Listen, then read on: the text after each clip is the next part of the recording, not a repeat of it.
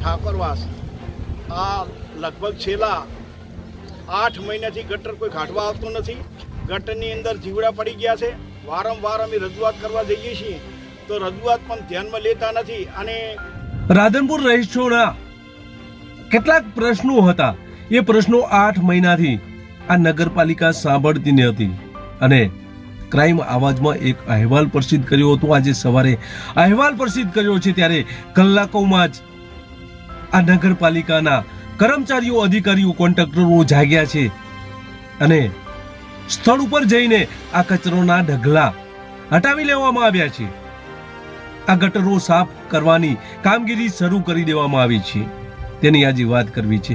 નમસ્કાર, ક્રાઇમ આવાજ ન્યૂઝમાં તમારું સ્વાગત છે. હું છું તમારો નાનજીભાઈ ઠાકોર.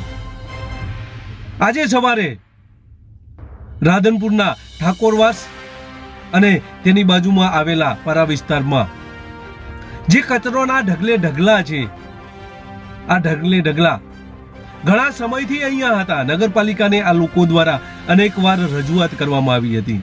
આ ગટરો સાફ કરવા માટે નગરપાલિકામાં લોકો ગયા હતા. મામલતદારને પણ જાણ કરવામાં આવી હતી, પરંતુ આ લોકોનું કોઈ સાંભળતું ન હતું. કારણ કે ડોર ટુ ડોર કચરો ઉપાડવો તે નગરપાલિકાની જવાબદારી છે, પરંતુ આ નગરપાલિકાના ભ્રષ્ટ કર્મચારીઓ આ નાણાં ઉપાડી લેતા હતા, પરંતુ આ ડોર ટુ ડોર કચરા લેતા ન હતા અને આ કચરો જાહેર રસ્તા ઉપર ફેંકી દેવામાં આવ્યો હતો. આ ઢગલા પડ્યા હતા. નગરપાલિકાને પણ આ બધી ખબર હતી, પરંતુ નગરપાલિકાના સત્તાધીશો, નગરપાલિકાના કોન્ટ્રાક્ટરો આ ઢગલા ઉઠાવતા ન હતા અને સ્થાનિક રહીશોમાં માંદગીનો ભયનો માહોલ સર્જાયો હતો. નગરપાલિકામાં આ માંદગી સર્જાય તેવી શક્યતા હોવાના કારણે સ્થાનિક રહીશો દ્વારા અનેકવાર ચીફ ઓફિસરને રજૂઆત કરવામાં આવી હતી. અનેક ફરિયાદો કરવામાં આવી હતી, પરંતુ આ પ્રજાનું કોઈ સાંભળવા વાળું ન હતું. ત્યારે આજે ક્રાઇમ આવાજના અહેવાલને લઈને તંત્ર સફાળું જાગ્યું છે. આજે કલાકો પહેલા જ ક્રાઇમ આવાજમાં રાધનપુર નગરમાં જે કચરાના ઢગ છે, જે વિસ્તારમાં ગટરો ઉભરાઈ રહી છે, તે પ્રજાના પ્રશ્નોને વાચા આપી ત્યારબાદ આ નગરપાલિકાના કર્મચારીઓ જાગ્યા છે.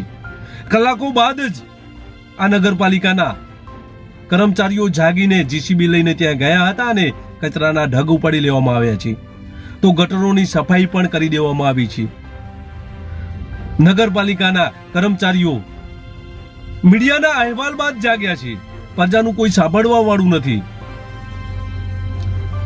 ત્યારે સ્થાનિક લોકોમાં ખુશીનો માહોલ છે, કારણ કે આ લોકો માંદગીથી બચી ગયા છે. છેલ્લા 8 મહિનાથી ડોર ટુ ડોર જે કચરાઓ છે તે લેવા નગરપાલિકા આવતી ન હતી. તેથી આ જે રસ્તો છે, જાહેર રસ્તો છે, તેમાં ઢગલા થઈ ગયા હતા અને માંદગી ઉભરી આવે તેવી શક્યતા હતી.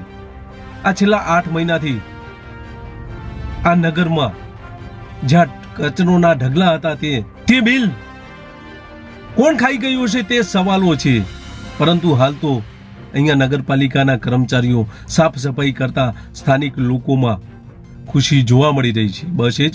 જો તમે અમારી ચેનલમાં નવા છો અને આવા જ લેટેસ્ટ ન્યૂઝ જોવા માંગો છો તો અમારી ચેનલને અત્યારે સબસ્ક્રાઇબ કરો, જેથી આવનાર લેટેસ્ટ ન્યૂઝ તમારા સુધી પહોંચી શકે. નમસ્કાર.